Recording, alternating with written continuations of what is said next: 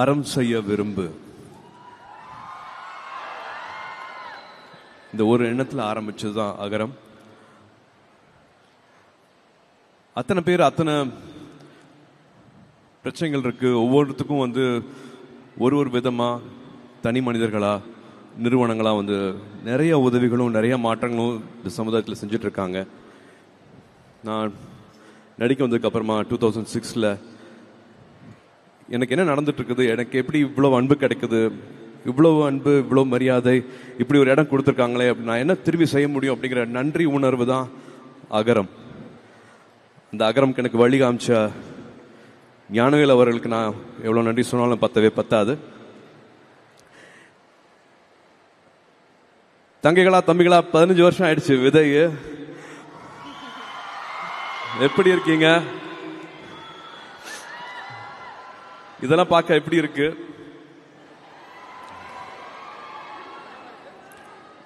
நிறைய கேள்விகள் கேட்டே இருந்தோம். அப்போ பேசிக்கா எல்லாருமே சொல்றது தானே, இருக்க இடம், உடுக்க உடை, உண்ண உணர்வு. அந்த உணவு, உடை, இடம் இதெல்லாமே அடிப்படை தேவைன்னா அதே மாதிரி அடிப்படை தேவை கல்வி அப்படிங்கறத நாங்க புரிஞ்சுக்கிட்டோம். அந்த கல்வியை கொடுத்துட்டா மற்றது எல்லாமே அவங்களே செஞ்சுப்பாங்க அப்படிங்கறத அப்பவே உணர்ந்தோம்.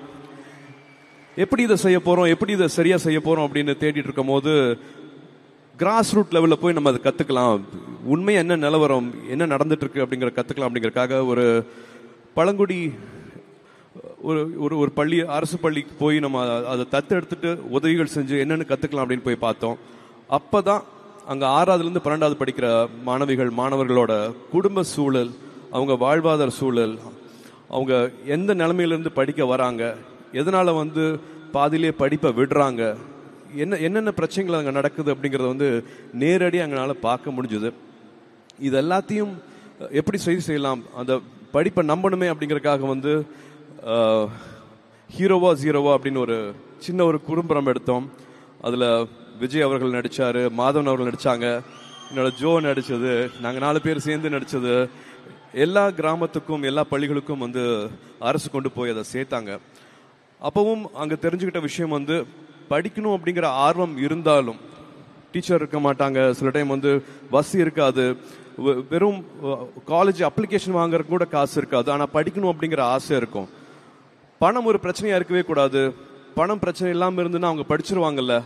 அந்த மாதிரியான மாணவர்களை மாணவிகளை வந்து நம்மளுக்கு அரசு பள்ளி ஆசிரியர்கள் வந்து கை காட்டுறாங்க, அவங்க வந்து சிபாரிசு பண்றாங்க, அவங்களை எப்படியா படிக்க வச்சிடணும் அப்படின்னு பேசிட்டு இருக்கும் போது எனக்கு இப்போ நல்லா ஞாபகம் இருக்கு. சிங்கம் படம் ஷூட்டிங் நடுவில் எல்லாத்துக்கும் ஃபோன் பண்ணேன்.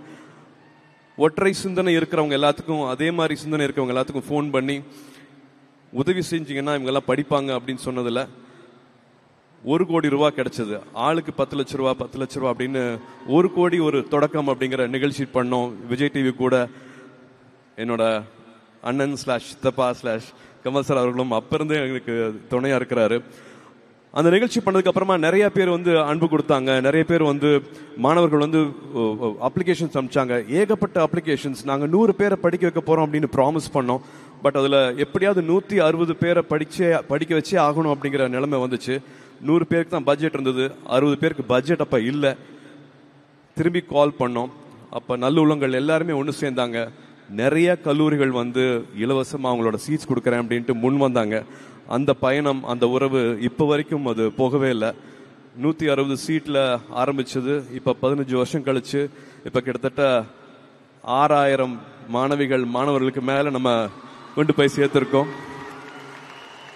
அதுல அகரமோட தனித்தன்மை என்னன்னா, வெறும் மார்க்ஸ் மட்டும் இல்லாம அவங்க எங்க இருந்து வராங்க, அவங்களோட வாழ்வாதாரம், அவங்களோட சூழல், அவங்க என்னென்ன பின்புலத்திலிருந்து வராங்க, அப்பா அம்மா இருக்காங்களா, அப்பா அம்மா இல்லையா, அவங்களுக்கு இன்னொரு 20 மார்க் கொடுக்கலாம், அப்பா இருக்காங்க அம்மா இல்லையா, அப்ப இன்னும் ஜாஸ்தி மார்க் கொடுக்கலாம். ஏன்னா பெண்கள் இல்லாத வீட்டுல கல்வி கிடைக்கிறதுங்கிறது ரொம்ப அரிதான விஷயமா இருந்தது. அப்பா மட்டும் இருக்காங்கன்னா, அது அம்மா இருந்தாங்கன்னா எப்படியாவது வந்து படிக்க வச்சிருவாங்க, அப்பா இல்லாம அம்மா மட்டும் இருக்காங்கன்னா எப்படியாவது படிக்க வச்சிருவாங்க. ஆனா ஒரு அம்மா இல்லாத வீட்டுல அந்த மாணவன் படிக்கிறது ரொம்ப சிரமமா இருந்தது. இந்த மாதிரி 40 கிலோமீட்டர் தள்ளி வந்து படிக்கிறாங்கன்னா அவங்களுக்கு எக்ஸ்ட்ரா மார்க், இந்த மாதிரி கூரை இல்லையா அவங்களுக்கு இன்னொரு எக்ஸ்ட்ரா மார்க். ஸோ +2 மார்க் மட்டும் இல்லாம தனியா ஒரு 200 மார்க் போட்டு உள்ளதுலயே டிசர்விங் ஸ்டூடெண்ட்ஸை வந்து அனுப்பிச்சதுல அத்தனை காலேஜும் அத்தனை ஃபேக்கல்ட்டிஸும் அத்தனை ஹெச்ஓடிஸும் இந்த மாதிரி மாணவர்களை கொடுத்தீங்கன்னா நாங்கள் எவ்வளோ வேணாலும் சீட் கொடுக்குறோம் அப்படின்ட்டு 160 சீட் இப்போ வந்து வருஷம் 700 சீட் வரைக்கும் உயர்ந்துச்சு. இந்த நல்லுள்ளங்கள்னால மட்டுமே தான் நடந்துச்சு. இவங்கெல்லாம் வந்துடுறாங்க, ஓரளவுக்கு பொருளாதார தடையை வந்து நாங்கள் இன்னிக்கிறோம். பட் மனதளவில் நிறையா தடை இருந்துச்சு. தமிழ் மீடியமில் படிச்சுட்டு வந்தவங்க இங்கிலீஷ் மீடியமில் படிக்கணும், நிறையா economical diversity changes, peer pressure, suicidal symptoms, இந்த மாதிரி ஏகப்பட்ட மனத்தடைகள் இருந்தது. அங்கே தான் வந்தாங்க தன்னார்வலர்கள். அவங்களோட நேரத்தை கொடுத்தாங்க, அண்ணாவா அக்காவா ஆனாங்க. நீ வா, நீ இதை படி, நீ இதை நல்லா வருவே அப்படின்னு சொன்னாங்க. கைப்பிடிச்சாங்க. 3 வருஷம் 4 வருஷம் அவங்களுக்கு அண்ணாவா அக்காவா, ஏன் இப்போ கல்யாணத்துக்கு அட்வைஸ் கொடுக்குற வரைக்கும் இன்னும் தொடர்புலேயே இருக்காங்க. அந்த உறவு வந்து மாறவே கிடையாது. ஸோ இது வந்து ரொம்ப ரொம்ப அழகான பயணம். இதில் என்னையும் சேர்த்துக்கிட்டதுக்கு நான் நன்றி சொல்ல தான் நான் இங்கே நின்றுட்டு இருக்கேன். இது நான் ஆரம்பிக்கிறேன்னு சொல்லவே இல்லை. இது வெறும் ஒரு தாட்டாக இருக்கலாம். பட் இங்கே இருக்கிற கல்லூரிகள், இங்கே இருக்கிற நன்கொடையாளர்கள், இங்கே இருக்கிற சிஎஸ்ஆர், இங்கே இருக்கிற கார்ப்பரேட்ஸ், அரசு பள்ளியில் இருக்கிற ஆசிரியர்கள், ஒரு போஸ்ட் மாஸ்டர், ஒரு ஆட்டோ ஓட்டுற அண்ணா, இப்படி வந்து சொல்லிக்கிட்டே போகலாம். இங்கே இருக்கிற அண்ணாக்கள் அக்காக்கள் அத்தனை பேரையும் சொல்லிட்டே போகலாம். இவங்க இல்லாமல் இந்த ஒரு அழகான பயணம் கிடைச்சிருக்காது. இதுக்கு நீங்க முக்கியமான காரணம். உங்களோட விடாமுயற்சி தான் வந்து எங்களை இந்த 15 வருஷம் கூட்டிட்டு வந்துச்சு. நீங்க பாதியில படிப்பை நிப்பாட்டி இருந்தீங்க, இல்லாட்டி நீங்க இந்த மாதிரியான கனவுகளெல்லாம் நீங்க வந்து ஜெயிக்கல அப்படின்னா எங்களோட 15 வருஷ பயணம் இருந்திருக்காது. நீங்க எதிர்நீச்சல் போட்டீங்க. வாழ்க்கை என்னென்னமோ பண்ணிச்சு, உங்களை எதுவுமே கொடுக்காம இருந்துச்சு. ஆனா அதை பத்தியெல்லாம் கவலைப்படாம எனக்கு இதுதான் இலக்கு, நான் கல்வியை நம்புறேன், கல்விதான் எனக்கு ஆயுதம், நான் நிச்சயமா நான் படிப்பேன் அப்படின்னு சொல்லிட்டு 15 வருஷம் நீங்க விடாம பண்ண இந்த முயற்சிகள் தான் இந்த நாளைக்கு எங்களை கூட்டிட்டு வந்திருக்கு, நம்மளை கூட்டிட்டு வந்திருக்கு, நம்மளை குடும்பமா ஆக்கியிருக்கு. எனக்கு இவ்வளவு தங்கச்சிகள் கிடைச்சிருக்காங்க, இவ்வளவு தம்பிகள் கிடைச்சிருக்காங்க, இவ்வளவு உறவு கிடைச்சிருக்கு.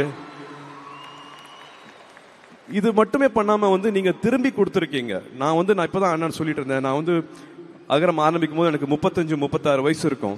பட் நீங்க 20 வயசு 22 வயசுலயே வந்து சமுதாயத்தை பத்தி திரும்பி நினைக்க ஆரம்பிச்சிட்டீங்க. இப்ப அகரம் நடத்திட்டு இருக்கிறது வந்து அகரம் முன்னாள் மாணவர்கள். ஸோ அதுதான் வந்து எங்களுக்கு ரொம்ப ரொம்ப சந்தோஷமான விஷயமா இருக்கு. இந்த செயின் வரணும், இந்த சைக்கிள் வரணும்னு ஆசைப்பட்டுட்டு இருந்தோம். அது ரொம்ப அழகாவே வந்திருக்கு. அது ரொம்ப அழகாவே நீங்க நடத்தி கொடுத்துட்டு இருக்கீங்க. கற்க கசடர கற்பவை நிற்க அதற்கு தக அப்படிங்கிற மாதிரி படிச்சதையும் பெற்றதையும் திரும்ப பல மடங்கா நீங்க கொடுத்துட்டு இருக்கீங்க. அதோட சந்தோஷம் சொல்லி மாளாது. இதுக்கு எல்லாமே வந்து ஒரு தாட் வந்துச்சுன்னா வந்து அகரம்ல இருக்கிறவங்க எல்லாருமே வந்து நிச்சயமா காரணம். நான் வந்து ஞானவேல் சொல்லுவேன், ஜெயஸ்ரீ சொல்லுவேன், ஆண்டனி சொல்லுவேன், கவிதா சொல்லுவேன், இன்னும் பின்னாடி இருக்கிற 1000 பேர் அத்தனை பேரையும் சொல்லணும். அகரம் இவ்வளவு கட்டுக்கோப்பாக, இவ்வளவு எதுவுமே இல்லாம தாமஸ் அங்கிள் சொல்லணும். இப்படி சொல்லிட்டே போயிட்டே இருக்கலாம். இவங்க எல்லாமே வந்து நம்மளுக்கு வழிகாட்டி வேணும். எனக்கு ஆரம்பிச்சது வந்து அப்பா தான். வீட்டில் நடந்த +2 ஃபங்க்ஷன்ஸ் தான் வந்து எனக்கு இந்த நிலைமையை வந்து கண்கூட பார்க்கறதுக்கு, நான் கனெக்ட் பண்ணிக்கிறதுக்கு எனக்கு ஒரு வாய்ப்பாக இருந்துச்சு. அப்படி பண்ணா இன்னும் அப்பாவுக்கு உதவி செஞ்ச ஆறுமுகம்னு எங்களுக்கு தூரத்து சொந்தக்காரர். அப்பாவை வந்து அடிக்கடி பார்த்தும் கூட கிடையாது. அப்பாவை கிட்டத்தட்ட ஒரு 14-15 வயசுல கிராமத்திலிருந்து இங்க கூட்டிட்டு வந்து வழிகாமிச்சு அவர் வழிகாட்டி இருக்கிறாரு. அந்த மாதிரி ஏகப்பட்ட வழிகாட்டிகள் இருக்காங்க அகரம் உருவாகிறதுக்கு. சிரஞ்சீவி சார் ஒரு வழிகாட்டின்னு சொல்லலாம். இன்னும் எத்தனையோ பேர் வந்து வழிகாட்டிகள்னு சொல்லலாம். ஆனா எனக்கு பர்சனலா ஒரு முக்கியமான வழிகாட்டி இருக்கிறாரு. இந்த விரல் இருக்கு இல்லையா, இந்த விரலுக்கு வந்து நிறைய அர்த்தங்கள் சொல்லலாம். இது கேள்வி கேட்கிற விரல் சொல்லலாம், குறை சொல்ற விரல்னு சொல்லலாம், மிரட்டுற விரல்னு சொல்லலாம். ஆனா இதே விரல நம்ம இப்படி கீழே காமிச்சோம்னா, நான் இருக்கேன், விரலை பிடிச்சிக்கோ, நீ வா அப்படின்னு கூட்டிட்டு போற விரல் இருக்கு இல்லையா, எனக்கு அந்த விரல், எனக்கு அண்ணா /சித்தப்பா நம்மளோட கமல் சார் இது ஏற்கனவே சொல்லியிருக்கிறாரு. என் ரூம்ல இருக்கிற போஸ்டர்ல வந்து நான் கமல் சார் போட்டோ வந்து நான் ஒட்டி வச்சிருக்கேன். நாயகன் படம் பார்த்துட்டு மீசையெல்லாம் எடுத்திருக்கேன். அந்த போஸ்டரை ஒட்டிட்டு எங்களுக்கு நடுவில் இப்படி ஒரு உறவு கிடைக்கும், இப்படி ஒரு பயணம் கிடைக்கும் அப்படின்னு நான் நினைச்சு பார்த்ததே கிடையாது. ரசிகர் மன்றங்களா இருந்ததை வந்து நற்பணி மன்றமா மாத்துறது வந்து அவர் தான். ஒரு கலையில வந்து சலங்கை ஒளி பண்ணிட்டு நாயகன் இவர் தான் பண்றாரா, தேவரமன் இவர் தான் பண்றாரா, காசுக்காக பண்ணவே இல்லை, அந்த கலைக்காக வந்து தன்னைத்தானே எவ்வளோ உயர்த்திக்கலாம், மற்றபடி மற்றவங்களை எப்படி இன்ஸ்பயர் பண்ணலாம் அப்படிங்கிறது மட்டுமே வந்து நான் அவர் அப்படி தான் பார்த்தேன். நான் வேற தொழிலாக இருந்தால் கூட எனக்கு அவர் தான் எனக்கு இன்ஸ்பிரேஷன் இருப்பார். நான் உயர்றதுக்கு, நான் வளர்றதுக்கு, நான் ஒரு இலக்கை தொடுறதுக்கு என்றைக்குமே அவர் தான் இன்ஸ்பிரேஷன் இருப்பார். அவர் திரும்ப சொல்கிற மாதிரி, படத்துலையும் சொன்ன மாதிரி, அடுத்த வினாடி ஒழித்து வைத்திருக்கும் ஆச்சரியங்கள் இந்த உலகத்தில் ஏராளம். Miracles happen. நினைக்கிற கனவு நிச்சயமாக நிறைவேறும்.